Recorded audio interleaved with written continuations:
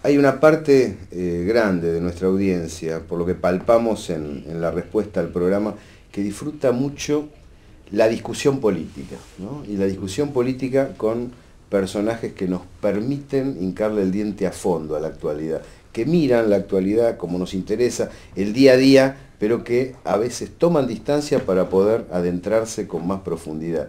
Y el caso del invitado de hoy es muy singular en ese sentido.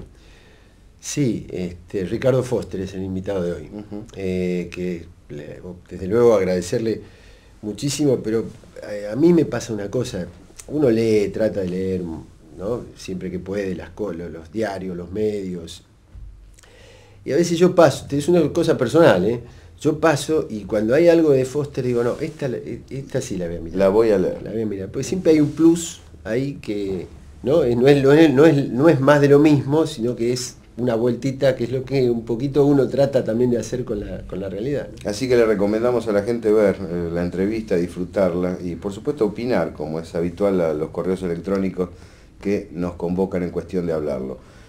Varios temas de actualidad, uno el económico, Carlos, ¿no? Vinculado con el debate del presupuesto y también con cierto tono, no voy a decir destituyente, pero sí presión sobre el gobierno con el tema de inflación.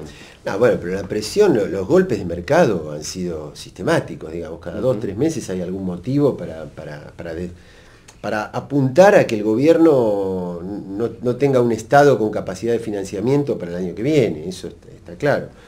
Eso fue así cuando se denunciaba la fuga de capitales, la inflación de principio de año, el Banco Central, bueno, cada tema trae detrás de eso una connotación de ataque a la solidez financiera del momento.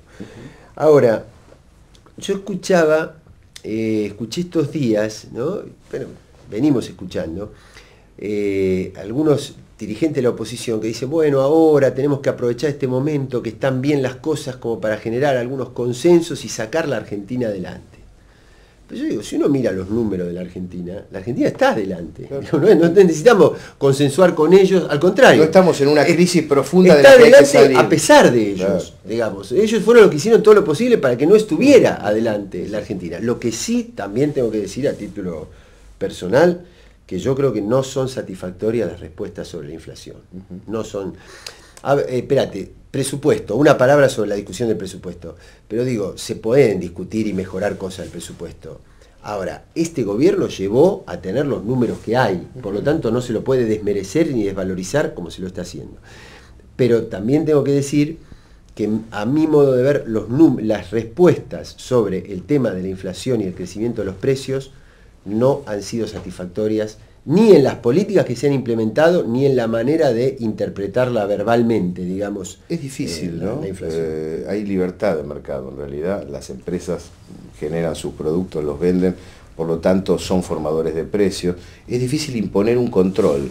Y también es difícil imponerlo sin convocar a la sociedad para desplegarlo. Tiene que haber un acuerdo, no solo del gobierno con las empresas por el tema precios, sino del gobierno con los sindicatos, con las organizaciones sociales y con la comunidad en general, para poder contener alzas que están relacionadas con la mayor capacidad de compra. Sí, pero además digo, cuando se habla de profundizar el modelo, yo creo que el desafío de diversificar la estructura monopólica que maneja las grandes cadenas de las 2 o 3 actividades principales, básicamente alimenticias, me parece que es uno de los desafíos. Bien, vamos a la entrevista en cuestión de hablarlo, no se la pierdan.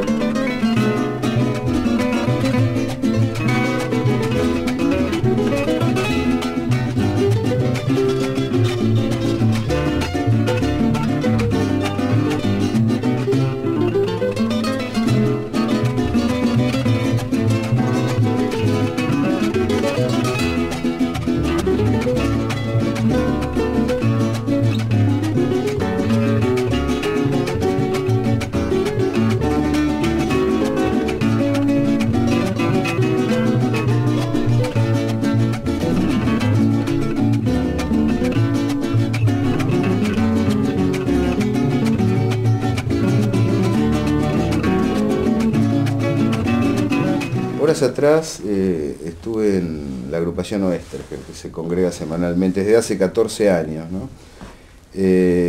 Siempre hay charlas realmente interesantes allí, pero había una de Nilda Garré, ministra de Defensa. Yo pensaba una ministra de Defensa entornada por todos los cuadros de los desaparecidos, hablando con Elsa Oestergel, con personas que han estado detenidas, que pertenecieron a organizaciones revolucionarias, que plantearon la transformación en otro momento. Ricardo, el clima de época, más allá de cada medida puntual, el clima de época es alucinantemente distinto, ¿no? La verdad que es un momento extraordinario de la historia argentina.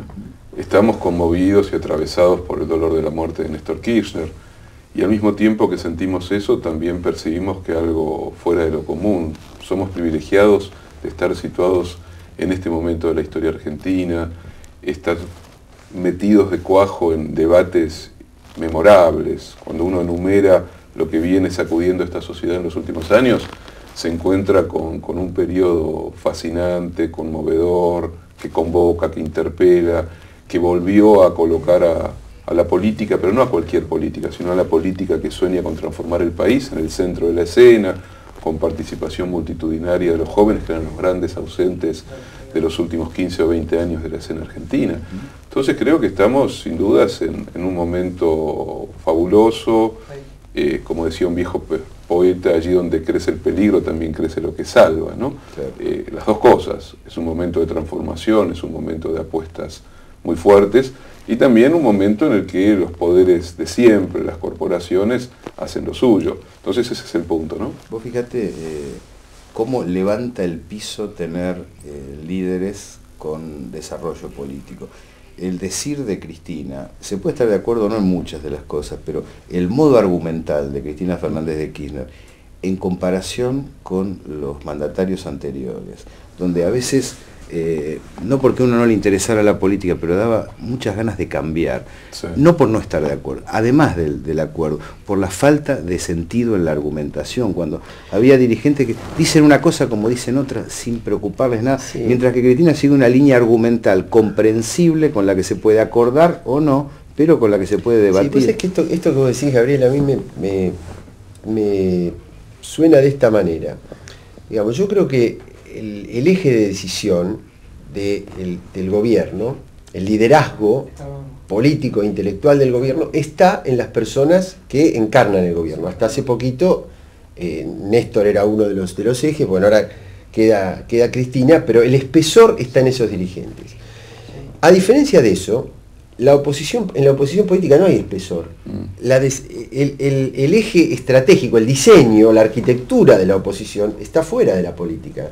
Por eso el mérito tan grande, en su momento de Néstor, y estoy convencido que Cristina va a seguir ese camino, es dirigirse a los jefes, ¿no? Es decir, sus rivales no eran los dirigentes de los partidos, ni los dirigentes parlamentarios de la oposición, no, el destinatario eran los jefes de las corporaciones.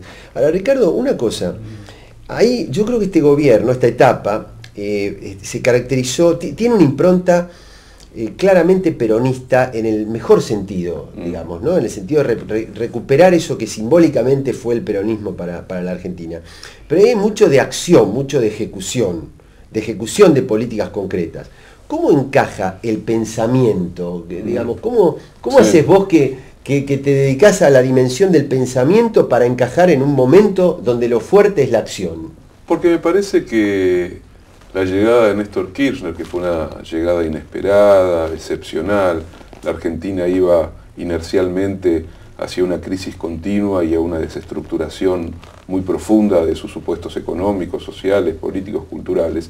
La llegada de Néstor Kirchner generó también la posibilidad de recuperar, bajo nuevas condiciones, porque las épocas cambian, pero recuperar viejos lenguajes, viejas tradiciones, debates que habían sido mal saldados en Argentina, algunos brutalmente por la dictadura y otros pésimamente saldados por los diversos gobiernos democráticos. Me parece que Néstor Kirchner primero y después fuertemente el gobierno de Cristina, porque hay que siempre recordar que le tocó la más difícil a Cristina, decía Néstor, porque mientras que su gobierno es el gobierno que logra sacar a la Argentina, como él señalaba, del infierno, y los distintos actores sociales y económicos aceptaban que había primero que salir de una situación de crisis estructural, al gobierno de Cristina le tocó lidiar con las estructuras corporativas, con esos modos del poder estructural en la Argentina que vinieron sistemáticamente debilitando y horadando a los gobiernos democráticos previos. Entonces me parece que en realidad, siendo tanto Néstor como Cristina personalidades muy fuertes y Néstor muy pragmática, su personalidad y un hombre de acción, tuvo plena conciencia desde el principio de lo significativo de la restitución simbólica, de lo que podía significar, por ejemplo, descolgar el cuadro de Videla, lo que implicaba recuperar la ESMA, pero no simplemente como algo que era de su intimidad, de su interioridad, rendir homenaje a sus compañeros, sino como restitución, como reparación y como apertura de un nuevo clima, de una nueva atmósfera, de un nuevo aire en la Argentina, que habilitó discusiones, debates y participaciones que antes estaban clausuradas. Entonces yo creo que en verdad tenemos, por un lado, un gobierno que efectivamente tiene una potencia de acción muy fuerte, pero que a su vez ha generado las condiciones para que todo se discuta como nunca se había discutido en los últimos 50 años en Argentina. Puedo enumerar rapidísimo: política de derechos humanos, relación con América Latina, Fondo Monetario, ley de medios, asignación universal, matrimonio civil igualitario, problemáticas medioambientales, recuperación jubilatoria, debates todos que implicaron también una revisión histórica, las jornadas del Bicentenario que implicaron también jugar en espejo con el primer centenario y ver qué le había pasado a la historia argentina a lo largo de 200 años. Creo que allí está lo nuevo, lo que de alguna manera perfila un peronismo kirchnerista o un kirchnerismo que está integrado profundamente a la historia del peronismo, pero que a su vez también se ha dejado penetrar en el mejor de los sentidos por otras tradiciones político-intelectuales argentinas también, ¿no? Y vos decís que esto, especialmente en los jóvenes, toca esto en los jóvenes. Algo ha producido, yo creo que ahí Néstor tiene una responsabilidad inmensa, ha roto la formalidad, ha habilitado, ha quebrado la inercia de un sistema político vaciado, sin contenido. Vos lo decías antes, los partidos políticos más bien son simplemente correas de transmisión de intereses corporativos. Y creo que en ese sentido lo que habilitó el gobierno primero de Néstor Kirchner, después de Cristina, es una participación y sobre todo un reconocimiento también de derechos, hacer visibles a los invisibles. Pero cuando digo hacer visibles a los invisibles, digo desde los pueblos originarios hasta las comunidades homosexuales o el pobrerío más desolado de la historia argentina. Y por supuesto los jóvenes, que en los 90 habían sido capturados en gran medida por el cinismo, el hiperconsumo, aquellos que podían, la despreocupación, la idea de que la Argentina era un país saldado y terminado y había que irse a cualquier parte del mundo para ver si se podía tejer un futuro.